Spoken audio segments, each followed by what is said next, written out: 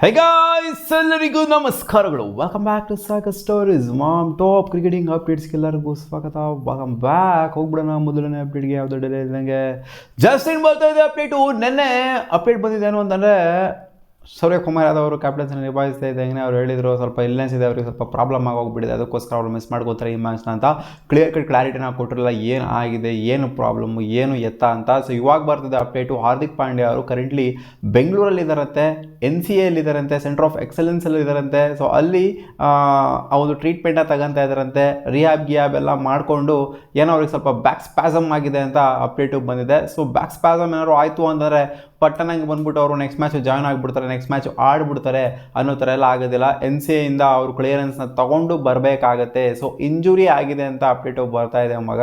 So all of A sudden next match ಇವ್ರನ್ನ ನೋಡೋವಂಥದ್ದೇನಿದೆ ಅದು ಬಹುತೇಕ ಇಲ್ಲ ಅಂತ ಅನ್ನಿಸ್ತಾ ಇದೆ ನನಗೇನೋ ಮುಂಬೈ ಇಂಡಿಯನ್ಸ್ಗೆ ಇನ್ನು ಅಪ್ಕಮಿಂಗ್ ಮ್ಯಾಚಸ್ ಏನಿದೆ 7 ಮ್ಯಾಚ್ನ ಸೋಗಾದ ನಂತರ ಖಂಡಿತ ಸೂರ್ಯಕುಮಾರ್ ಯಾದವ್ ಅವರನ್ನೇ ಗೋಯಿಂಗ್ ಫಾರ್ವರ್ಡ್ ಟೀಮ್ನ ಲೀಡ್ ಮಾಡಿಕೊಂಡು ತೊಗೊಂಡೋಗ್ತಾರೆ ಅಂತ ಫೀಲ್ ಆಗ್ತಾ ಇದೆ. ಇದೆಲ್ಲ ಅಪ್ಡೇಟ್ಗಳನ್ನ ನೋಡ್ತು ಅನ್ನೋದಾಗ ಮುಂಬೈ ಇಂಡಿಯನ್ಸ್ ಟೀಮ್ ಜೊತೆಗೆ ಇಲ್ವಂತ ಇವಾಗ ಹಾರ್ದಿಕ್ ಪಾಂಡ್ಯ ಅವರು. ಸಿಮಿಲರ್ಲಿ ಇವಾಗ ಫಿಲ್ ಸಾಲ್ಟ್ ಯಾವ ಥರ ಬಿಟ್ಟು ಹೋಗಿದ್ದಾರೆ ಟ್ರೀಟ್ಮೆಂಟ್ನ ತೊಗೊಳೋದಕ್ಕೆ, ಇವರು ಕೂಡ ಇವಾಗ ಬಿಟ್ಟು ಬೆಂಗಳೂರಿಗೆ ಬಂದಿದ್ದಾರಂತೆ. ಅಪ್ಡೇಟ್ ಬಿಟ್ಟು ಜಸ್ಟಿನ್ ಲ್ಯಾಂಗರ್ ಅವರು ಮಾತಾಡಿದರೆ LSG ಅವರು. ಅವ್ರು ಹೇಳೋದೇನು ಅಂತಂದರೆ, ನಾವು 2 ದಿನದಿಂದ ಪ್ರಾಕ್ಟೀಸ್ ಮ್ಯಾಚ್ ಆಡಿದ್ವಿ ಗುರು. ಹೌದು, ಒಂದು ವಾರ ಗ್ಯಾಪ್ ಆದಮೇಲೆ ಬಂದ್ವಿ, 2 ದಿನದಿಂದ ಪ್ರಾಕ್ಟೀಸ್ ಮ್ಯಾಚ್ನ ಕೂಡ ಆಡಿದ್ವಿ.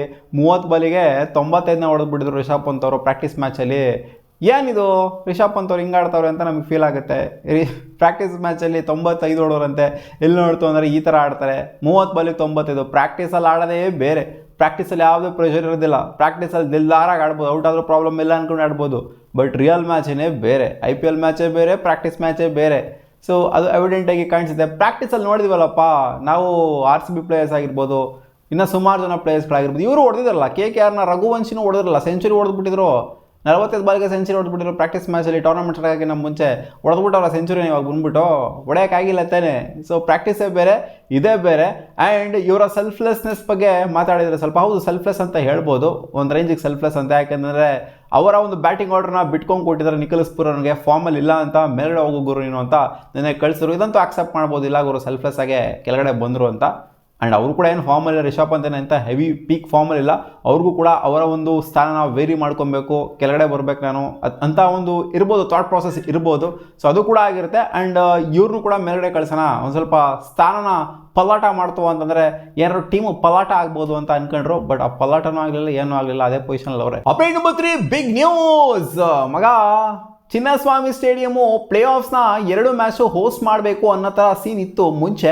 ಬಟ್ ಇವಾಗ ಬರ್ತಾ ಇರೋಂಥ ಅಪ್ಡೇಟ್ ಪ್ರಕಾರ ನೋಡ್ತು ಅಂತಂದರೆ, ಈ MLAಗಳ ಕಿತಾಪತಿ ಎಲ್ಲ ಏನಿದೆ, ನಮ್ಗೆ ಆ ಟಿಕೆಟ್ಸ್ ಬೇಕು, ಈ ಟಿಕೆಟ್ಸ್ ಬೇಕು, ಹಂಗೆ ಬೇಕು, ಹಿಂಗೆ ಬೇಕು, ಅದು ಬೇಕು, ಅಷ್ಟು ಟಿಕೆಟ್ಸ್ 3-4 ಟಿಕೆಟ್ಸ್ ಬೇಕು ನಮಗೆ, ಹಂಗೆ ಹಿಂಗೆ ಅಂತೇಳಿ ಏನು ಕಿತಾಪತಿಗಳೆಲ್ಲ ಮಾಡ್ತಾರೆ. ಸೊ ಇದೆಲ್ಲ ಸಾಲ್ವ್ ಆಗೋವಾಗೂ ಕೂಡ ಅಂದರೆ ಒಂದು ಕ್ಲಾರಿಟಿಗೆ ಬರಬೇಕು.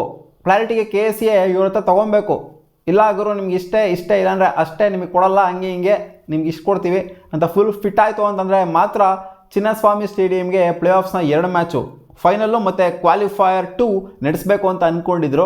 ಇನ್ನೂ ಸಹ ಡಿಸೈಡ್ ಆಗಿಲ್ಲ. ಇನ್ನೇನು ಒಂದು 2 ದಿನದಲ್ಲಿ ಅಪ್ಡೇಟ್ ಬರುತ್ತೆ ಅಂತ ನೆನ್ನೆ ಅಪ್ಡೇಟ್ ಬಂದಿತ್ತು. ಸೊ ಯಾವತ್ತು ಅಪ್ಡೇಟ್ ಪಟ್ಟಣಂಗೆ ಬರುತ್ತೆ ಅಂತ ಗೊತ್ತಿಲ್ಲ. ಒಟ್ಟಿನಲ್ಲಿ ಈ MLAಗಳ ಕಿತಾಪತಿ ಏನಿದೆ ಅದು BCCI ಹತ್ರನೂ ಕೂಡ ಹೋಗಿದೆ. MLAಗಳು ಟಿಕೆಟ್ಸ್ ಬೇಕು ಅನ್ನೋಂಥದ್ದು. ಯಾಕಂತಂದರೆ ಇಲ್ಲಿ RCB ಅವರೆಲ್ಲ ಹೋಸ್ಟ್ ಮಾಡೋದು, ಅದನ್ನು ಫೈನಲ್ಸ್ನಾಗಿರಲಿ ಕ್ವಾಲಿಫೈಯರ್ಸ್ನಾಗಿರಲಿ ಹೋಸ್ಟ್ ಮಾಡೋದು IPL ಅವರು ಟಿಕೆಟ್ಸ್ನ ಅದಕ್ಕೆ ಬಿಡೋದು, RCB ಬಿಡೋದಿಲ್ಲ ಟಿಕೆಟ್ಸ್ನ. ಅದಕ್ಕೋಸ್ಕರ ಇಲ್ಲಿ ಕಿತಾಪತಿ ಇವ್ರು ಮಾಡ್ಕೊಂತು ಅಂತಂದರೆ ನಾವು ಟಿಕೆಟ್ಸ್ನ ಹೆಂಗೆ ಬಿಡೋಣ ಅಂತ ಅವ್ರಿಗೆ ತಲ್ಲವಾಗಿರಬೇಕು. ಸೊ ಅದಕ್ಕೋಸ್ಕರ ಈ ಥರ ಒಂದು ಡಿಸಿಷನ್ನ ತೊಗೊಳ್ಳಿ. KCA ಅವರು ಏನೋ ಸ್ವಲ್ಪ ಸ್ಟ್ರಿಕ್ಟಾಗಿ ಆ್ಯಕ್ಷನ್ನ ತೊಗೊಂಡ್ಬಿಟ್ಟು ನಮ್ಮ ಹತ್ರ ಬರ್ರಿ ಅಂತ ಹೇಳಿದ್ರಂತೆ.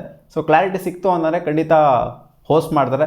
ಇಲ್ಲ ಆಗೋರು MLA ಒಂದು 10,000 ಟಿಕೆಟ್ಸ್ ಬೇಕು ಅಂತಂದರೆ ಬೇರೆ ಕಡೆ ಮಾಡ್ತಾರೆ ಅಷ್ಟೇ. ಅಪ್ಡೇಟ್ ನಂಬರ್ 4 ಬರ್ತಿದೆ ಜಸ್ಟಿನ್ ಅಪ್ಡೇಟ್. ಇವತ್ತು ನಡೀತಾ ಇರೋದು Delhi capitals versus CSK match ಏನಿದೆ ಡೆಲ್ಲಿಲಿ. ಸೊ ಈ ಮ್ಯಾಚ್ಗೆ ಲುಂಗಿ ಇಂಗಿಡಿ ಅವರು 100% ಫಿಟ್ ಇರ್ತಾರೆ ಆ್ಯಂಡ್ ಆಡ್ತಾರೆ ಅಂತ ಇವಾಗ ಅಫಿಷಿಯಲ್ ಅಪ್ಡೇಟ್ ಬರ್ತಾರೆ. ಡೆಲ್ಲಿ ಕ್ಯಾಪಿಟಲ್ಸ್ನ ಕೋಚ್ ಆಗಿರುವಂಥ ಮುನಾಫ್ ಪಟೇಲ್ ಅವರು ಅಫಿಷಿಯಲ್ ಸ್ಟೇಟ್ಮೆಂಟ್ ಆಗಿ ಕೊಟ್ಟಿದ್ದಾರೆ. ಅದರಿಂದ ಎಕ್ಸ್ಪೆಕ್ಟ್ ಮಾಡ್ಬೋದು ಇವತ್ತು ಲುಂಗಿ ಇಂಗಿಡಿ ಅವರ ಬುಲ್ಡಾಗಿ ಹೊಡ್ಕೊಂಡು ಎಲ್ಲ ಬಿದ್ದು ಪಲ್ಟಿ ಹೊಡೆದು ಎಲ್ಲ ಆಂಬುಲೆನ್ಸ್ ಎಲ್ಲ ಬಂದ್ಬಿಟ್ಟು ಎತ್ಕೊಂಡು ಹೋಗಿತ್ತಲ್ಲ ಅವ್ರನ್ನ, ಅವತ್ತಿಂದ ಆಡಿಲ್ಲ ಅವರು. ಸೊ ಇವತ್ತು ಕಮ್ ಬ್ಯಾಕ್ ಮಾಡಿಬಿಟ್ಟು ಏನಾದ್ರು ಮ್ಯಾಚ್ ವಿನಿಂಗ್ ಪರ್ಫಾರ್ಮೆನ್ಸ್ ಅಲ್ಲ, ಇನ್ಫ್ಯಾಕ್ಟ್ ಇಲ್ಲಿಂದ ಈಚೆಗೆ ಟೂರ್ನಮೆಂಟ್ ವಿನಿಂಗ್ ಪರ್ಫಾರ್ಮೆನ್ಸ್ನ ಕೊಟ್ಬಿಡ್ತಾರೆ, ನೋಡಬೇಕು. ಅಪ್ಡೇಟ್ ನಂಬರ್ 5 ಮುಂಬೈ ಇಂಡಿಯನ್ಸ್ನ ಓಪನರ್ಸ್ ಬಗ್ಗೆ. ಓಪನರ್ನೇ ಮಾತಾಡಿದ್ದಾರೆ ಅಂದರೆ ರೋಹಿತ್ ಶರ್ಮಾ ಬಗ್ಗೆ ರಿಯಾನ್ ರಿಕಲ್ಟನ್ ಮಾತಾಡಿದ್ದಾರೆ. Is A greatest player of Mumbai, greatest player of India. ಇವ್ರ ಜೊತೆಗೆ ಬ್ಯಾಟಿಂಗ್ ಆಡೋದಕ್ಕೆ ನಿಂತ್ಕೊಂತು ಅಂದರೆ ಒಂದೆರಡು ನಿಂತ್ಕೊಂಡು ನೋಡ್ತಿತ್ತು ಅಂದರೆ ಎಂಟರ್ಟೈನಿಂಗ್ ಆಗಿರುತ್ತೆ, ಸಿಕ್ಕಾಪಟ್ಟೆ ಸೈಕ್ ಆಗಿರುತ್ತೆ. ಅವ್ರು ಬ್ಯಾಟಿಂಗ್ ಆಡೋಂಥ ರೀತಿನೇ ಶೈಲಿನೇ ನೋಡೋದಕ್ಕೆ ನನಗೆ ಸಿಕ್ಕಾಪಟ್ಟೆ ಇಷ್ಟ.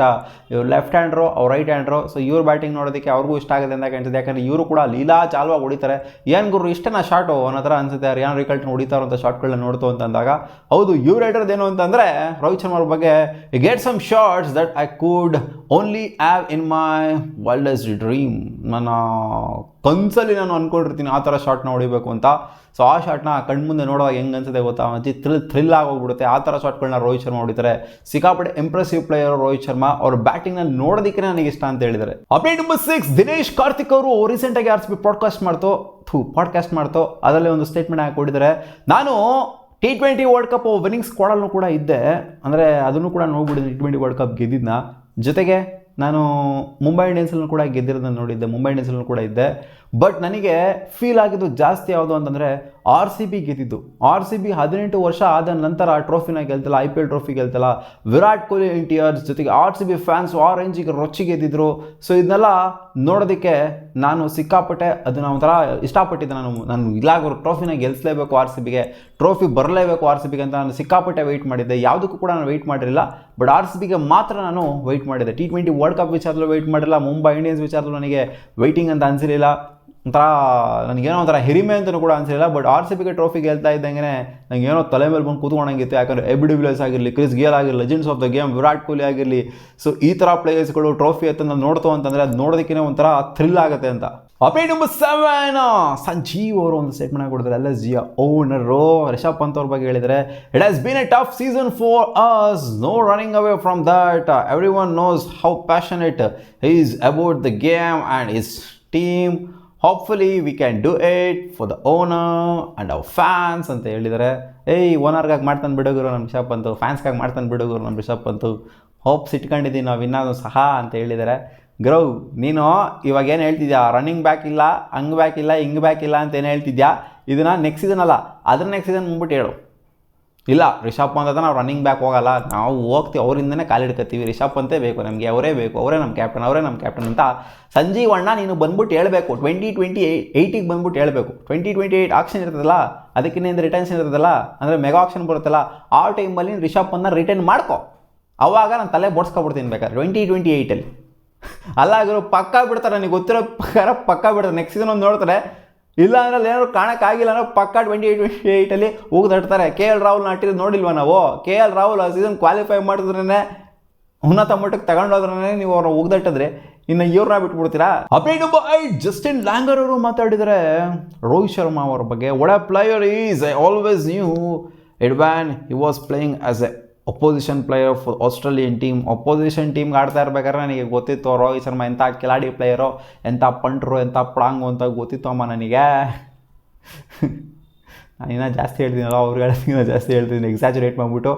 And now I see it again as he plays against ಆಸ್ಫೋ. ಅಂದರೆ ಅದೇ ಥರ ಆಡ್ತಾ ಇದ್ದಾರೆ ಇವಾಗಲೂ ಕೂಡ ಆಸ್ಟ್ರೇಲಿಯಾ ಅಗೇನ್ಸ್ಟ್. ಯಾವ ಥರ ಗುದುತ್ತಾರೆ ಹಾಕ್ಕೊಂಡು, ಅಂದರೆ 260 ರನ್ನೆಲ್ಲ ಇದೆಯಲ್ಲಪ್ಪ ಅವ್ರದ್ದು ODIಯಲ್ಲಿ ಆಸ್ಟ್ರೇಲಿಯಾ ಅಗೇನ್ಸ್ಟು. ಆವಾಗ ಚಚ್ಚಿದ್ರಲ್ಲ, ಅದೇ ಥರ ಅದೇ ಒಂದು ಟ್ಯಾಲೆಂಟ್, ಅದೇ ಒಂದು ಸ್ಕಿಲ್ಲು ಇವಾಗಲೂ ಕೂಡ ಇದೆ. This is the brilliance of IPL. Every night whether on TV or at the ground we get to watch some of the greatest talents ಅಂತ ಹೇಳಿದರೆ. ಇದು IPL ಕೂಡ ಬಿಲ್ಡಪ್ನ ಕೊಟ್ಬಿಟ್ಟಿದ್ದಾರೆ ರೋಹಿತ್ ಶರ್ಮಾ ಅವ್ರ ಜೊತೆಗೆ. ಸೊ IPL ಇಂದನೇ ಇದೆಲ್ಲ ನೋಡೋದಕ್ಕೆ ಸಿಗ್ತಾ ಇರೋದು ನಮಗೆ. IPL ಇಲ್ಲ ಅಂತಂದರೆ ರೋಹಿತ್ ಶರ್ಮಾ T20 ನೋಡೋದಕ್ಕೆ ಆಗ್ತಾಯಿತ್ತಾ? T20 ರಿಟೈರ್ಮೆಂಟ್ ತೊಗೊಂಡ್ಬಿಟ್ಟಿದ್ದಾರೆ. So greatest of player Virat Kohli ನೋಡೋದಕ್ಕೆ ಆಗ್ತಾಯಿತ್ತಾ? ಸೊ ನೋಡೋದಕ್ಕೆ ಆಗ್ತಾರಿಲ್ಲ. IPLಗೂ ಕೂಡ ಕ್ರೆಡಿಟ್ ಹೋಗ್ಬೇಕಿದ್ರಿಂದ ಅಂತ ಹೇಳಿದ್ದಾರೆ.